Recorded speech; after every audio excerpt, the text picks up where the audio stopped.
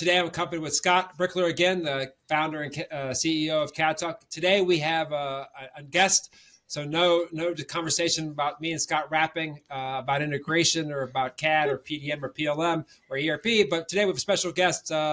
We have Amiee Keenan today. So Amiee, it's great to have you on. Yes, thank you so much for inviting me. Usually I'm the one that's, hosting the podcast, not being the guest. So I know. It's a role reversal today. It is a role reversal. So Amiee, you're the founder of the ISV Society. And you, before we get into that, I know you work with independent software vendors like ourselves who work in like ERP channels. And you've been doing that for quite some time, working across ISVs and different channels. So I know you worked in a lot of industries, Amiee. Tell us a little bit about those and what are some of your favorites? Sure. So I've been in this space a very long time. I'm not going to outdate myself at all. But anyway, I've worked for numerous ISVs, so I've had the chance to dabble into a variety of industries, including distribution, retail, e-commerce. I worked in the sales tax space, so that's a lot of different industries you can focus on. I do have to say I love distribution. I just feel like there's just so many, just to all the processes they really have to automate and all the different solutions that integrate with an ERP to make their jobs easier, and just to see it all kind of come to life, from inventory to shipping to sales tax to the AR to the AP. I mean, it's a full thing. You just get to see everything from soup to nuts, how it all works, from inventory coming in to inventory going out. And it's just really a cool thing and a cool process. And just seeing all these different solutions just plug in and make it all work and look so great. Yeah, there are definitely a lot of those I see. Yes. We work in manufacturing, but I know when I go to these events, like you see all these ISVs, right, that work all together with the solution and distribution being a large part of them. So, Amiee, I wanted to, before we got too far into it, I wanted to tell a little story about how you and I met. I just thought it was kind of funny. So we were at a conference, an Acumatica conference, and I had seen you, I think, either at these conferences or maybe I had seen your channel or something. And I thought, I recognize her. And we were at the gym, and I was thinking, I wanted to say, it was early in the morning, too. I think we were in Las Vegas at this Acumatica Summit. And I remember thinking, I want to say something to her, but like it's early morning and I'm a dude and this is a gym. I was like, I just do not want to be that creeper, right? That guy who's like going up to the girl and be like, hey, well, a female, right? The woman and say, hey, how you doing? She's like, get away from me, you creep.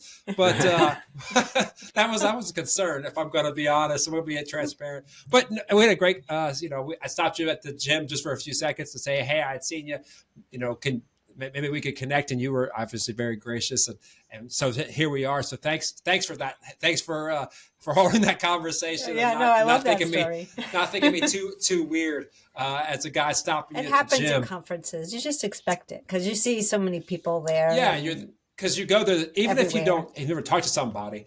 Listen, I don't know how you feel because you probably go to a lot of conferences, myself included. You see the same people a lot over and over again. You go a few years, like, yeah, I've seen that person, 1, 3, 5, half a dozen times. Never talked to them. So maybe sometimes it feels easier to approach because you're just like, well, I recognize this person. And then maybe if you might do the same, like, I've seen this gentleman, this person around. So they're here for that. We're here for the same reason, right? We're here for this conference. And it's all about networking, no matter where you are. So that's it. Yeah, that's exactly right. So Amiee, tell us a bit about the ISV Society, the organization that you started. What got you into doing that? And sure.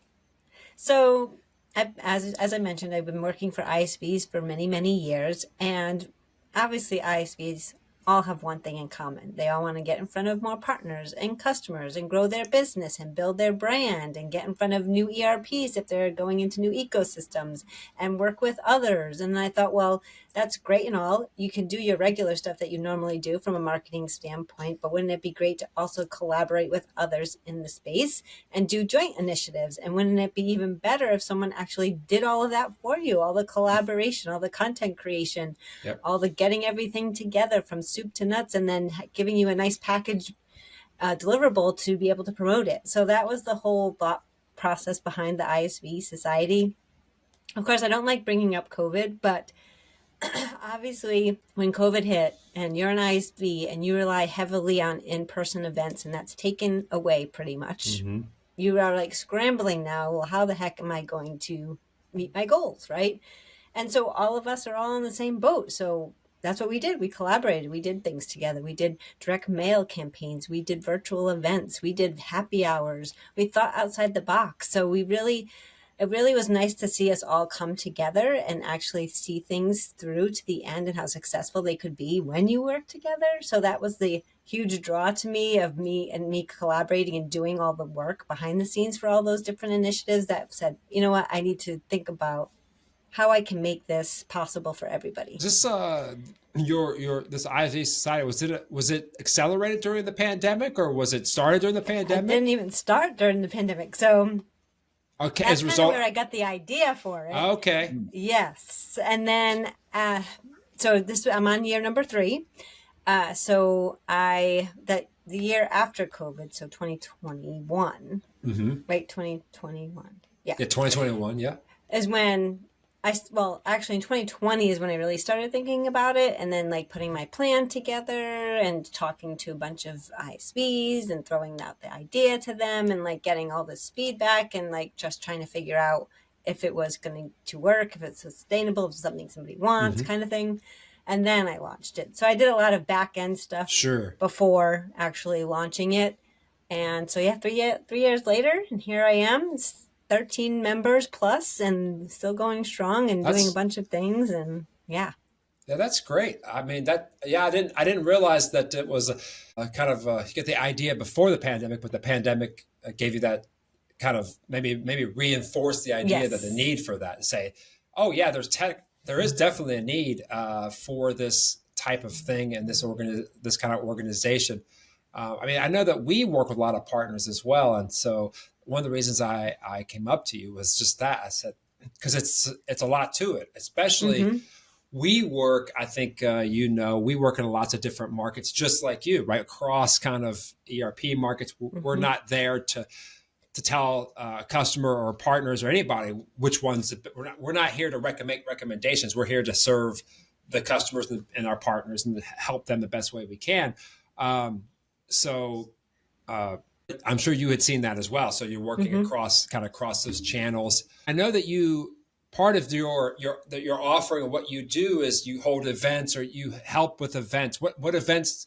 I know there are live events now. Now that the pandemic's in the rear view mirror, there are live Yes. events. But what kind of events do you do besides live events? So, well, from an ISV Society perspective, I do a lot of workshops. We started doing some workshops where people can earn CPE. Mm. We're doing demo days in the fall. So typically after a conference, we'll do a demo day. So we have AccuConnect coming up. And so we do an Acumatica demo day. And then we have Community Summit in October. So we'll do a GP, BC, and a finance demo day. And then QuickBooks is in November, I think. Intuit Connect, they're calling it. So we're doing a QuickBooks demo day. So I like doing things after events or following up from events for the ISVs to keep the momentum going, to have something to invite them to give them a reason to reach out, kind of thing. So I like to piggyback off of events as well, just because they're strengthening that marketing relationship, building that relationship, extending their reach. And they have some new people from the event to follow up with as well. So tell me a little bit. I'm curious about, like, I know that you hold events and you do these sorts of things, and part of your, I think, collaboration or working with ISVs is to help them work with the ERP partners or the publishers. So are you like going to create because I know some ISVs may have partner programs, and they'll like Mm-hmm. we do ourselves, and a partner can come and work with us, and then of course there's all kinds of commercials involved with that. But are you also creating sort of like a the whole kind of full cycle of ISVs working with partners, or is like a how does that work? Like what's a typical, if I came to you and said, "Hey, Yeah. Amy, I'm an ISV. I want to do more with my partners. Help me." What would you like if I just do nothing, right? Like I don't know what I'm doing Right. here. And I said, what would you do for us? Like what would that look like? Yeah, so I mean, obviously the ISV Society is a membership, right? You sign Hmm. up for monthly, quarterly, yearly, whatever it is, and then you can do those different joint initiatives with other ISVs. And then obviously I do contract work as well and helping ISVs like you mentioned, with those different scenarios, whether it's content creation, whether it's strategy, whether it's building out a different events, whether it's maybe they want to create a podcast, maybe they want to build out a content strategy or figure out what their content should be like. How should they be marketing or presenting, or how should they come across in emails? Emails is one of my favorite things to talk about. So like all that kind of stuff. Like I also help with that too, because I know how important it is to have the right messaging, to have consistent messaging, and to be able to reach out to your audience in an efficient way. So there's It's lots of things you can do.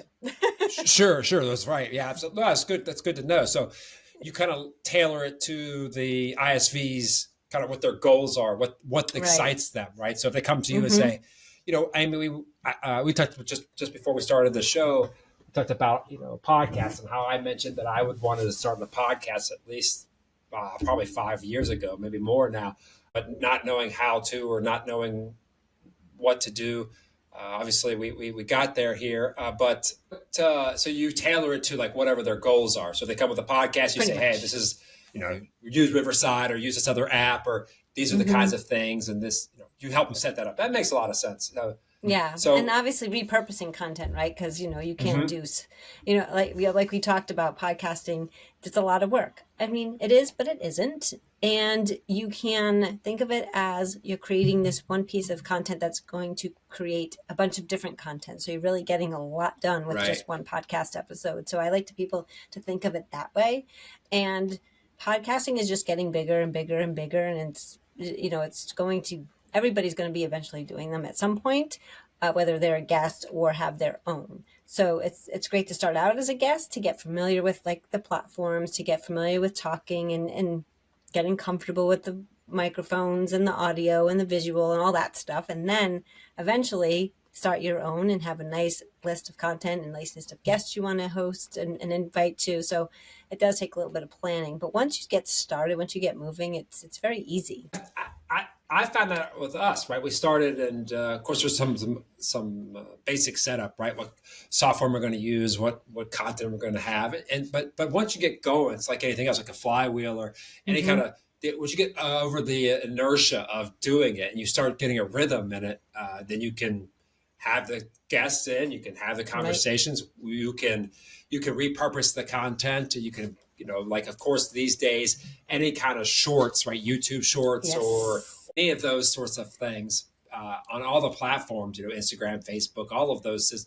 I think Mm-hmm. even LinkedIn has now recently released its own shorts or its own video Yes. embedded content, a way to share that. I mean, TikTok obviously is huge. And I, LinkedIn loves video. So, it does. Oh, I did not know that. Okay, yes. that makes sense. LinkedIn loves you to stay on their platform. So, if you're doing those short videos on your platform and people are watching it there versus that, they don't like when you take them off their platform. So, obviously, when you put your links into the podcast episode, it's more better to put them in comments versus in the actual post, because LinkedIn Oh wants you yeah, to so stay on your platform for as makes long as sense. possible. Everybody wants you to. It's the attention economy, Yes. right? Everybody wants you on their system. So that's a good nugget. So for like for LinkedIn, you'd want to say embed your video or post your video, but then say link to podcast or link to full length video here in the.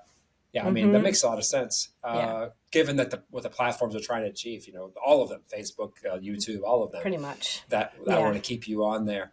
Um, It sounds like it sounds like a lot of the content strategies and such that you're suggesting are, I mean, like a lot of companies would benefit from even that, even if they're not part of an ISV type Oh, yeah. of situation. Like what do you think's unique about like the ISV kind of connection? Is that like what do people have to do differently they would traditionally do in like if I was going direct to a customer, for like I was just selling like how is like a partner like us market differently than maybe like QuickBooks markets or Intuit Sure. markets, because they're going directly to the consumer, or we're kind of working through a channel, working through a partnership. How would you say that differs?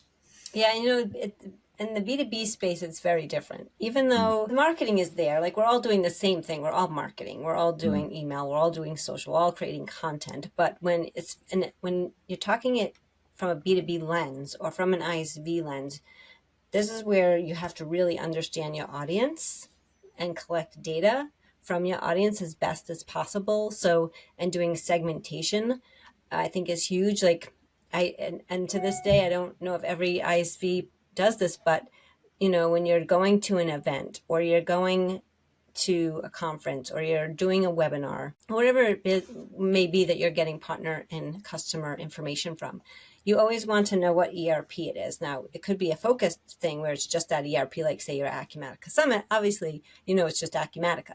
And then, but if you're doing an ERP agnostic event, or if you're going to Community Summit where it is all different platforms, you want to just make sure you can segment it properly because you want to be able to give them content they want. So you're not going to send GP information to a Business Central person. Just doesn't make sense. So having great, clean data, having as much data on a person and having it segmented properly so they're getting the messaging that they want is huge. That makes a lot of... one thing. Yeah. Sorry, go ahead, Amiee. Yeah. No, go ahead. Yeah, no, that's one huge thing. that makes a whole lot of sense. This is going to be a bit selfish on our part, just from my own, because we work with a lot of different ERPs and a lot of different source systems. So we're an integration platform, obviously, and we talk between systems. But that segmentation is important. Everybody wants to see product, even if the product is just kind of the same or it does the same kinds of things across segments, if you will, across channels. By channels, I mean like ERP channels or whatever. If it does the same thing, people want to see their segment.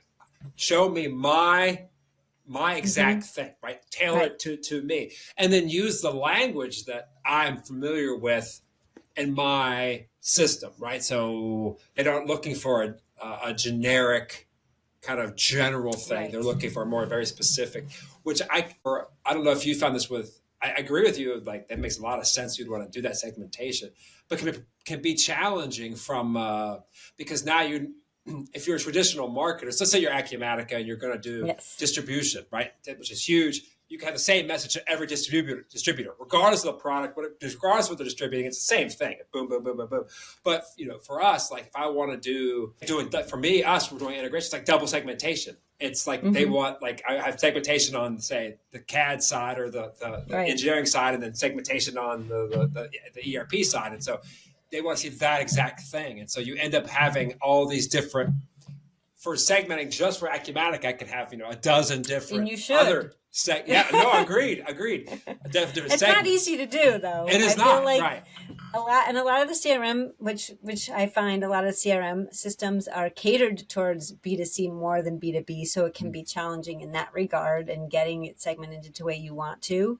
But not to say it's not possible. You have to obviously create all these new fields and just, again, figure out who your audience is, get their titles, ask, and you don't have to ask all of these questions at once. I know people will say, well, I don't want this form to be 15 miles long. Well, no, it doesn't have to be. You want to, as you're building the relationship, that's when you're engaging with them. That's when you're learning about them. That's when you're collecting the data. Each little nugget of information that you send them, collect more data from them, right?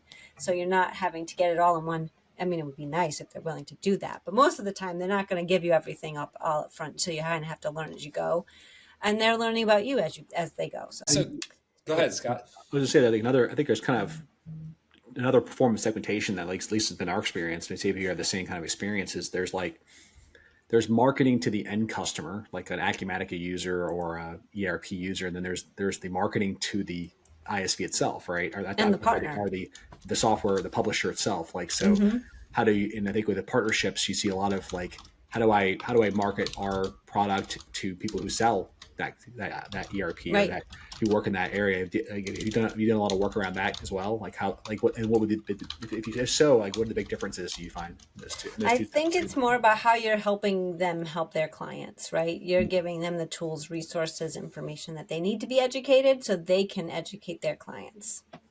So you think it's like almost the same content then, kind of like educating them? I mean, it could be similar content, but just different wording, I would say. So, say, like, for instance, you have a distribution ebook or a distribution guide or a distribution checklist. Obviously, you can send that to partners because they'll share it with their customers, and you're just going to give them the education they need on it to be able to educate their customers. Versus if you're sending it to end users, it's going to be different messaging, right? So, it all comes down to that, but you can send them both the same piece. It just would be different wording as you send it to them. Makes sense. Yeah. So it's like anything you can do to help them. Right, to do it exactly. Because they themselves, want to right? Yeah. educate their clients and they want to be seen as the leader, as thought leader as well, in whatever specific area. And that's how you help them to be that thought leader in that area. So you're kind of, again, it comes down to collaboration, right? You're collaborating with the partners versus collaborating with an ISV. Makes sense. Yeah, one of the ideas I always had was like, to that end is, and I think you're kind of agreeing, confirming my thoughts, which was like, you want to provide content and value to the partner to help them be knowledgeable, but also help them ultimately win their deal with their customer, right? Because Right. they have a need, you help fill that need, and they want to be educated and smart about it. The more you can help them do that, the better, right? Exactly. So have you ever read this book? I'm like recommending this to everybody called Nearbound. So basically it's just a different way of marketing. It's not inbound, it's not outbound, it's nearbound. And it's Nearbound, how okay. to nearbound. Yep, it's how to collaborate with others, how to work with others, how to work with partners, how to work with the ERP ecosystem, how to work with influencers in this space. It gives you all ideas on how to do that and how you make them the star of the story, so to speak. That's great. So, yeah, it's really cool. You should definitely read it. I will put that on the list. I will put that on the list for sure. But yeah, it's all about collaboration and building your network and working with partners, working with others in the space. Again, thought leaders, bringing in educational, like Acumatica has specific people for specific industries. So at AcuConnect, we have our virtual event next week, 2 days. I think we have 19 educational sessions. 3 of them are by Acumatica employees, one in manufacturing, one in distribution, and one in construction. So if you are an ISV that focuses on an industry, then you want to become best friends with that person, right? Absolutely. Have them on a webinar, have them help create, I'm sure they would. I feel they better not like say, Amy, why are you donating my time? Have them help you create content or quotes or even, snippets of testimonial, something in your content, right?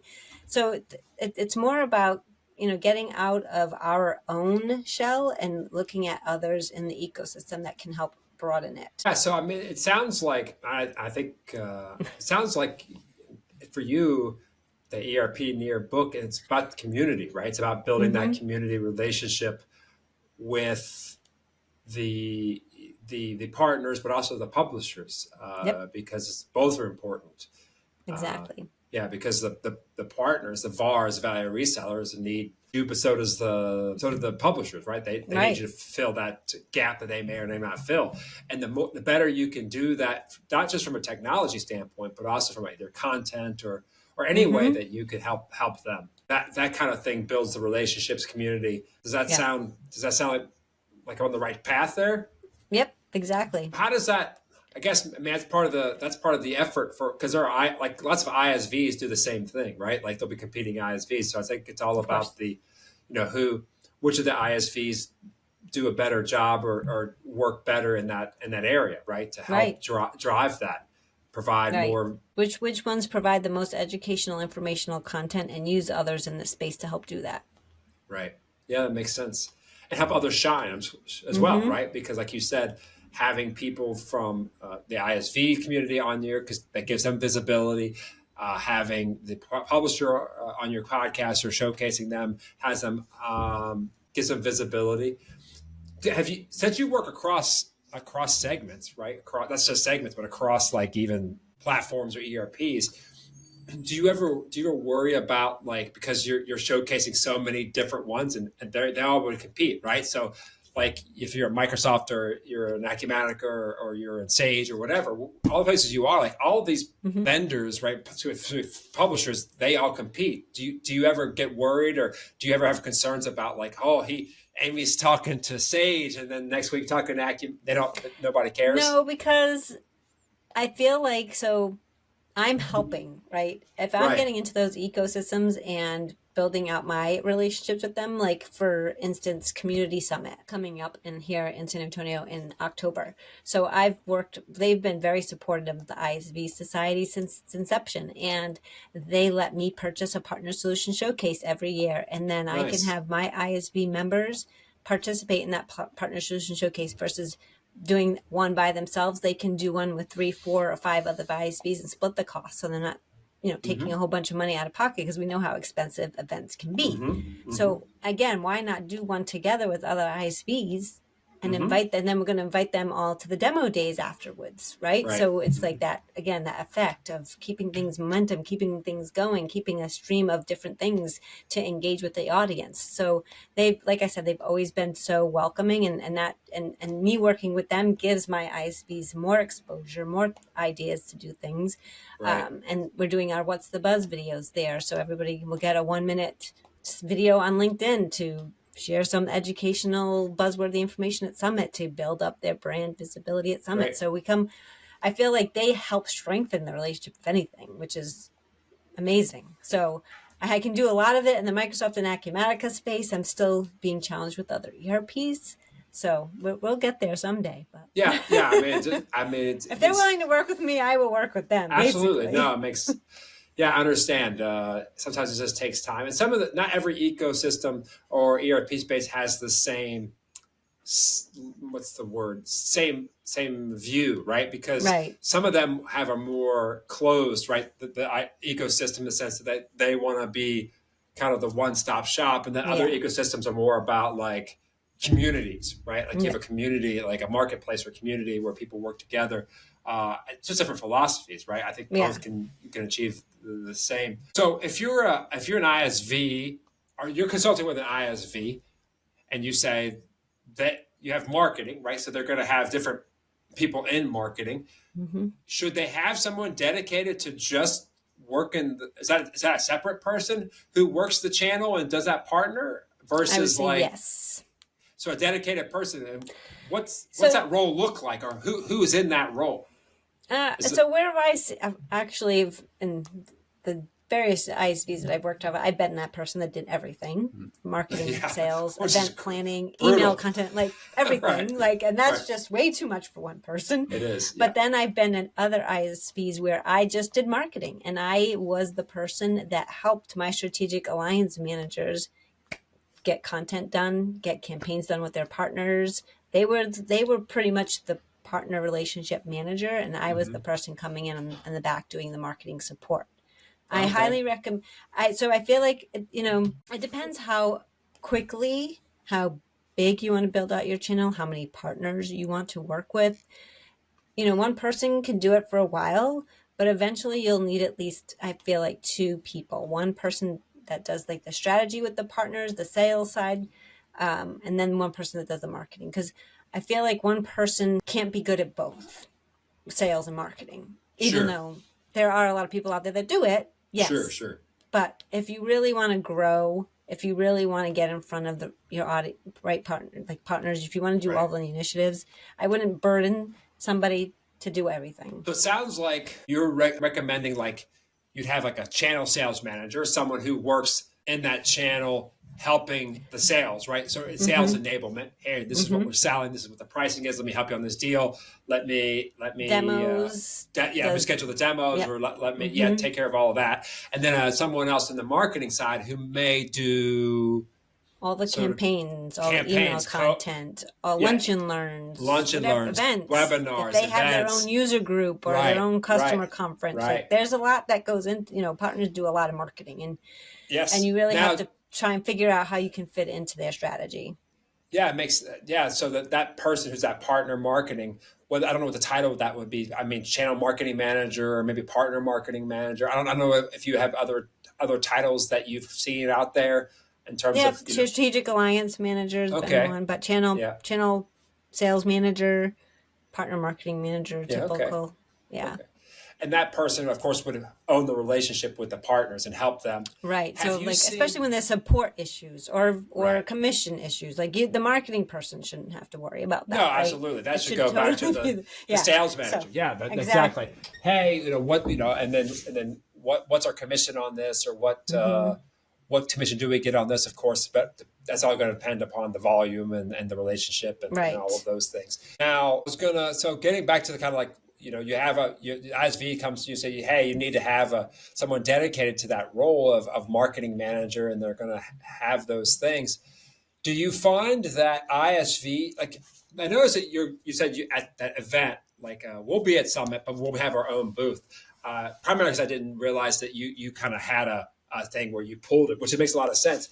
Have you seen partners like ISVs have like MDF, like marketing development funds, and then Hmm. help sponsor bars to go to events? Because as an ISV, like going to a generic event, a generic, like even manufacturing for us, manufacturing event Yep. or any kind of events, like, well, you're an ISV. A lot of times they're not looking, because you're not the big fish, right? You're not the Right. shark. You're not they're not the big enterprise solution they're looking for. You're like something that they would consider after they chose something. Do you find it? I mean, what are some strategies that ISVs, who typically are smaller than publishers, right? They're not typically Hmm. as big as, say, Microsoft or Acumatica or Infor or any of these channels. How do they make the most of their marketing dollars in terms of events and working with partners? Yeah, so I would say when you start building your relationship with partners, making sure, obviously that if they're going to the event, how can you utilize, are they doing a customer dinner? Can you do a happy hour with them and their Right. customers? Like, how can you, that's where I would put the funds towards, like how you can get in front of their customers by doing either some kind of outside initiative, right? That's going on around the event. It can be challenging, obviously, because there's a lot going on around the event, and Mm-hmm. partners have their customers there, and they want to monopolize, make sure they're there Mm-hmm. for their customers. So Mm-hmm. it's all about how you can help them help their customers while they're there. Like maybe you could throw out some ideas. Maybe you give them some special swag to give to their customers for Mm-hmm. the event that has your logo on it. Hey, can you give this to your customers as a thank you? We just want to share something, some kind of cool swag because Yeah, real it makes theme it is sense. Santonio, something Right, that'll right, just make it more fun and educational and not so much like salesy, right? right, right. Um, and then sometimes partners have booths. Or maybe you do some kind of promotion with, say, hey, partner, can you bring your customers by our booth and we'll do a quick demo. We'll give you this, right? Kind of like give and take almost. Right, right. How you can, how you can get something from them, but give them something in return is what I would Sure. think I would focus on, because obviously they're giving their time and energy and resources, and we want them to, but we also want to be able to thank them for doing it. I remember years ago, Joe. I remember years ago we did we did an Infor event. It was actually in Dallas. I want to say like 5 or 6 years ago, and us and a couple other partners. Maybe more now. Probably longer than that, yeah. But it was like a couple partners. We actually rented out the locker room at Cowboy Stadium Fun. and did a big event there See? with Yeah, stuff like one of the that. evenings, and like that thing was. We bussed everybody over from the event center over to there, and it was like a huge. It was a really cool event. It was actually very accessible to do it. I mean, it was very actually we thought it was, especially if you split it across a couple different partners, Mm-hmm. and then just the amount of and then of course the publisher. This was a user group conference, but it was still everybody was so apt to let us do that because it was such a cool event, right? As opposed to like here's my T-shirt or here's my Right. whatever it was. It was like this really cool like venue, and then there was there was obviously drinks, and then cool pictures you could take, and it was just a fun exciting way to do it. And I think that garnered so much goodwill. People talked about It that for does. years, and it's just I like that idea that you mentioned earlier of like, how do you make it so it's like something that the partner that whoever's putting on the event like really wants to include, because it's like a coolness factor that they will get them to kind of, and by proxy they kind of get a lot of clout from that as well. Right. Exactly. Back in Yeah. the day, a long time ago, Yeah. when Community Summit was called Convergence, it was one of the biggest events that they did every year. There used to be two parties, like 5 or 6 ISVs would from each would would sponsor it. So the one would call the spot. So there'd be like 5 or 6 ISVs that did the spot and held this humongous party one night. And then there was the rock and rave. And then 5 or 6 different ISVs would promote that. And they did that. And they had a party. So competing ISVs having parties, but different nights. So they worked together. So you got 2 nights of parties for free, pretty much. Oh, yeah. And then those ISVs sponsored it. They had, got all the leads from it, obviously. So that they used to do that way back in the day for many, many years. And one was at the piano bar. So they had it was really a lot of fun. When we had concerts, like we would have a YouTube band come. So it was really fun. And I miss those, but I will not plan them ever because they're a lot of work. Because I used They're a lot of work. the spot. I used to be the one that did the spot, but they were so much fun. But that's even back then, ISVs were coming together and doing stuff together and collaborating and putting on different things. So it's just something that I think often gets overlooked, but it has been done for a long time. Yeah, I mean, it sounds like getting back to that community aspect is like really you need. I think you're advocating like working with lots of other ISVs because by yourself it would be unmanageable. That's just from a planning. Let's say you had indefinite funds, right? You had unlimited dollars. You don't have indefinite time. Right. You don't have indefinite time, right? You can't book a party at every event and do everything because like you're just one. And maybe you have a team, right? It's always so much you can do. But it does sound like you're saying that you still get a lot of bang for your buck when you team up with. I'm sure there's going to be value in someone. Maybe that's one of the things you do as well. But a lot of value and absolutely a lot of value in like kind of organizing that. Say, hey, I got 5 ISVs at this event. We're going to do this party. Right. You all chip in X dollars, and then we'll have you there, and then you'll have your logo, whatever the offering is. Yep, exactly. And then they have someone. And what usually happens is, whatever event it is, like we did one at the Sphere at Acumatica Summit last year. Well, I didn't do it, but other ISVs did it.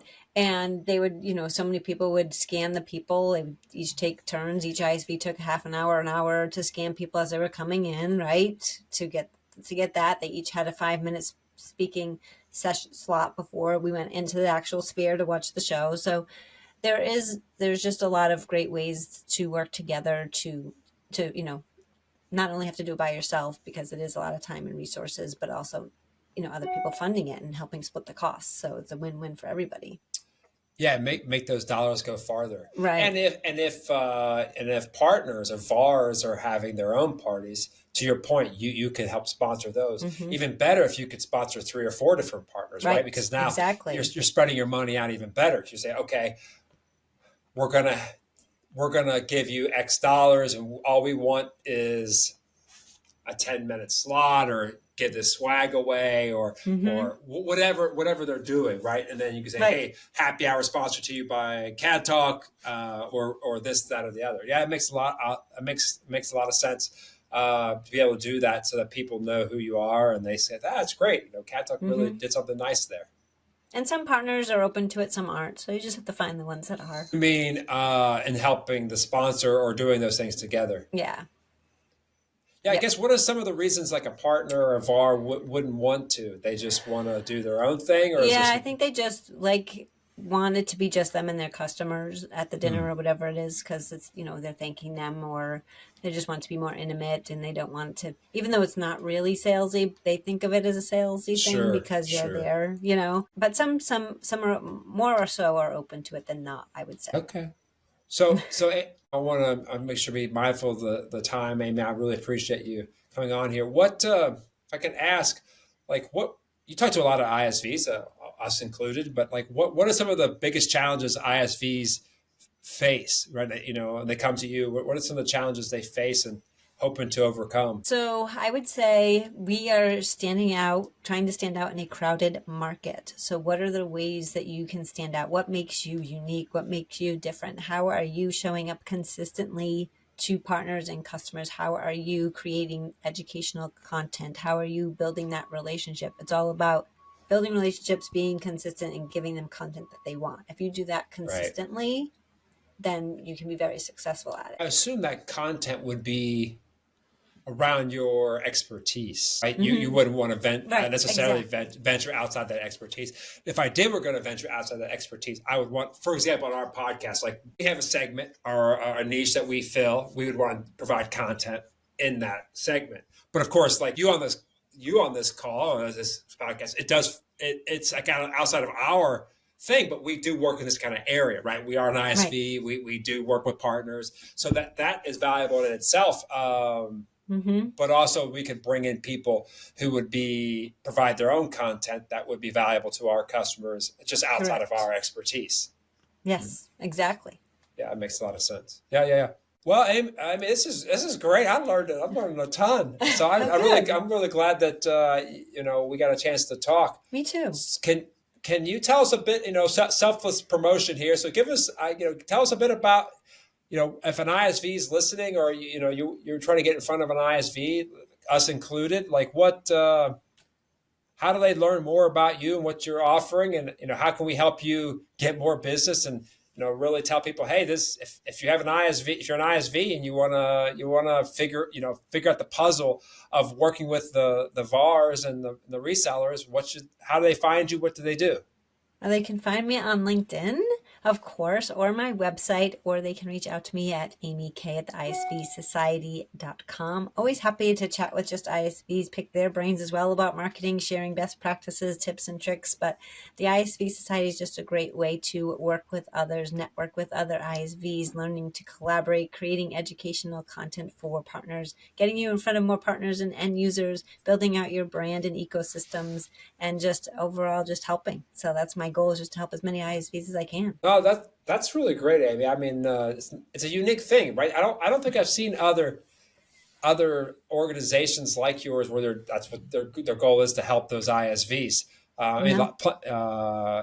So that's really good, because it's unique. It's a unique position to be in an ISV, because you've got double relationships. You have the relationship with, actually maybe triple relationships. You have the relationship with the publisher that you're working with, relationship with the resellers that you're working with, and then a relationship with the customer. And so it really is that kind of community. I did find that every ERP really is a community. People, you showing up and being there and being consistent makes a big difference day in and day out, rather than one of the things I went to one of the Microsoft conferences, and I think one of the things that was said was that very thing, right? It's like they'll get a lot of people who just kind of show up for a year or two and then like leave, and it's like, okay, they're not really invested, and people really want to be like, are you invested in this community? Are you gonna stick around and be involved? Exactly. And so obviously I'm sticking around because I've been in here for a very long time. Right. Absolutely. And Amy, you have a podcast as well, too. I do, the ISV Society podcast. So I have all types of guests from every ecosystem, from marketing to sales to LinkedIn's expertise to the ERP publishers themselves. So all kinds of content from partners as well, partners sharing their expertise, their knowledge, how they want to work with ISV. So yeah, check it out. And where do you publish that? Is that on YouTube and Spotify and all those places? That is on Spotify. Just on Spotify? Well, I could say it's from Apple Podcasts, Spotify. Okay. The normal ones. Yep. Like an RSS feed or whatever, yes, you can publish it there. Do you put the video or anything on YouTube? I just ask it. I have not done that yet. Originally it was just audio, and because and then I transitioned to doing video and audio. So I don't have a ton of video podcasts yet, but I'm thinking I'm going to kind of put them out on YouTube, trickle them out eventually. Yeah, it's I remember I first listened to podcasts. I just listened, and now that they publish video content, right? Even on Spotify, they have video content. They do. It seems weird, but you're watching a conversation between people. But I do. Like, I'll watch a conversation just because, like, I don't know. I couldn't tell you why, but I'll watch a conversation between two people. There's just so much social media, right? And I feel like there is. I'm trying to get good at one. I'm just trying to focus on LinkedIn. I get it. Me just focusing on LinkedIn. Like, I can't just bring in YouTube now, and now I got to worry about posting out there. It's just like, I know it. I just want to focus on one platform, one channel, just one channel. Yeah, one place. I get it. No, I get it. Yeah, because there are even tools. You probably know there are tools where you can push it to multiple multiple places, right? Like LinkedIn and Facebook and Twitter and all this stuff. And then, it can get overwhelming fast. But they always say, like, pick a channel and just work that channel for a while, get it working for you rather than trying to spread out everywhere. So I've had to learn to take a step back and do that. I know, right? Sometimes I have squirrel brain and I'm like, ooh, that looks good. That's a shiny object. That's what I should be going towards now. YouTube, right? Yeah. Like, nope. LinkedIn only for now. Yeah, you get FOMO too, right? You're like, oh, what am I missing? What am I missing over here? What am I missing? Happens to, I think, everybody, because that's what social media is. It's the attention economy. So everybody's trying to get your attention. So you're like, am I missing out? And I think, I think the fear is greater than the actual reality of it, right? Because everybody's looking at different social medias at different times and different platforms. So well, Scott, did I miss anything? You were quiet this time. I was yammering on here with Amy the whole time. You had it covered really well. I think I got my questions in as well. I think it's a really cool topic. I mean, I think I had to applaud you on finding a really cool niche, Amy, to kind of operate in. Which makes sense. If being a marketer, you would find your USP and get right in there, which is great. So I think it's a very underserved market in that respect, because it's a very, very concrete problem of how do you operate within a larger ecosystem of just, I think a lot of marketing content and a lot of things are around how do I market to the end customer, or how do I even go, even business to business is that way, but working through partnerships into a channel and then having that kind of ecosystem in place is very, is a huge potential for people to go through, but it's not utilized as often. So having that being sitting in that spot, I think you're going to do really well. So, thanks. Yeah, I'm excited. It's been good so far. So that's good. Well, I mean, I think we'll see you again and probably be working with you. I think we even have an event coming up together. At Acumatica Demo Day. Yes, we have the demo days with Acumatica. I'm looking really forward to that. And I know that we have plans for a dedicated partner manager or channel manager. So I'm sure when that person's in place, we'll definitely be leveraging, some of your content and some of your wisdom there to make sure we're, optimizing for those relationships. I mean, like any organization, like you said, you've been there doing like everything. So years ago, I was doing a lot of that, what I call shaking hands and kissing babies. But it's important to have a dedicated person that does that, right? It is. And can help activate those channels. Exactly. Yeah. It shouldn't be the burden of one person. I feel like it's, especially as you're growing, maybe, like I said, just starting out. Yeah, you could probably wing it with one person for a while, but if you want to continue to grow and get more partners, absolutely. Yeah. You want to get better known, more people to get to know you. Yeah, absolutely. Well, Amy, is there anything that I missed that I could ask you, or that you wanted to get out before today? Hopefully, you got an opportunity to say it. No, I think we covered it. This was a great conversation. I appreciate you inviting me. Yeah, my pleasure. It was amazing. I really enjoyed it. So thank you, Amy, so much. So, Amy, do you have a website? Just want to make sure we get that website. If we didn't get it, it's isvsociety.com or the ISV Society. The isvsociety.com.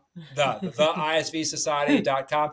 We'll see if we can put that in the show notes, and then on LinkedIn, Amiee Keenan, right? To be able to look her up and connect with her. And then now your ISV, I assume there's some kind of subscription, or there's something you can subscribe to, right? That you can be a part of that has like a list of benefits. Yep, I have a media kit actually that would explain everything that you get as part of being a member of the ISV Society that I can share with everybody. Oh, that'd be great. Yeah, we could put that in the show notes too. A link to that media, or I don't know if it's a media kit or what, like their website maybe, to get you to get you the visibility. Oh, I appreciate it. Thank you so much. Yeah. Well, Amy, we're about time. It's a longer podcast than usual. So thank you so much for joining. I was really enjoying the conversation, Amy. So me too. Thank you so much. Again, this wraps it up from me and Scott. Amy, to you, thank you so much, and you have a good week. Thank you, everyone. All right, take care.